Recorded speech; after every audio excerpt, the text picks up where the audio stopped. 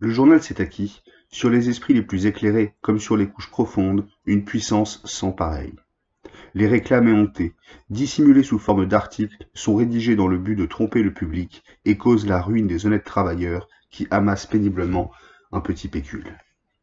Le peuple qui n'a ni les loisirs ni les moyens d'analyser sa volonté, ses désirs, ses idées, de les émettre librement, puise ses jugements dans le journal. C'est lui qui plie et façonne à son gré l'opinion publique. C'est lui qui la remue ou l'endort. Le journal est, pour les esprits simples, un oracle infaillible. Il croit ce qu'il propage, il répète ses raisonnements. On est trop pressé pour penser soi-même. On accepte et on fait sienne les appréciations les plus erronées, les opinions toutes faites sans examen ni analyse. On ne se demande pas si les jugements qu'on adopte ont été inspirés par la vérité ou le mensonge, par l'équité ou la passion. Et dire que la presse pourrait être pour la société la source de toutes les vertus.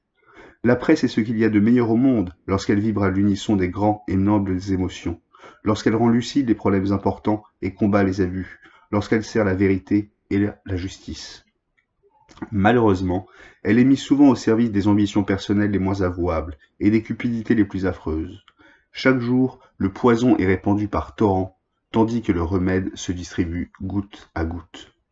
Ah certes, ce n'est pas la presse qu'il faut accuser, mais ses représentants, les hommes, les individus, les soutiens de la société qui la dirige, les Aslaksen, les Hofstadt, les Mortensgaard. Pierre Mortensgaard, dit le précepteur Brendel, est maître de l'avenir. Mortensgaard a en lui le don de la toute-puissance. Il peut faire tout ce qu'il veut, car il ne fait jamais plus qu'il peut. Mortensgaard est capable de vivre sans idéal. Et cela, c'est précisément le grand secret de la conduite et de la victoire. C'est le résumé de toute la sagesse du monde. Le journal pourrait être le gardien le plus sûr du progrès, l'avant-garde de la justice, marchant à la conquête de la lumière. C'est lui qui pourrait arracher la foule aux suggestions funestes, lui dévalant les desseins pervers de ses vrais ennemis. C'est lui qui pourrait l'affranchir du joug moral et matériel qui pèse sur sa tête depuis des siècles. Quelle noble mission pour celui qui se l'impose. Il est beau le rôle que peut jouer chez un peuple libre une institution comme la presse. Mais il faut que le peuple, que ceux qui dirigent la presse, aient une conception juste de la liberté.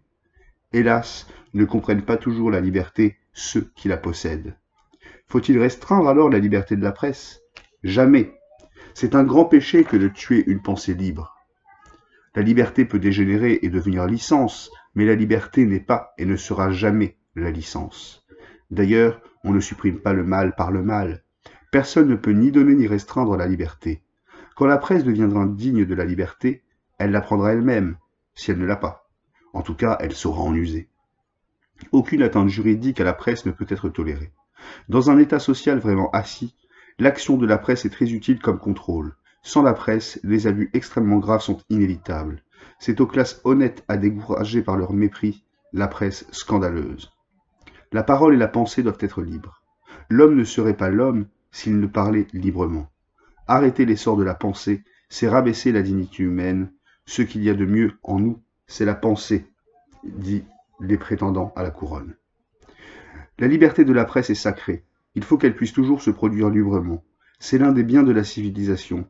Mais si penser librement est beau, penser juste est encore plus beau. Et c'est par la justice qu'on acquiert souvent la liberté, car elle ne s'octroie pas, il faut la conquérir.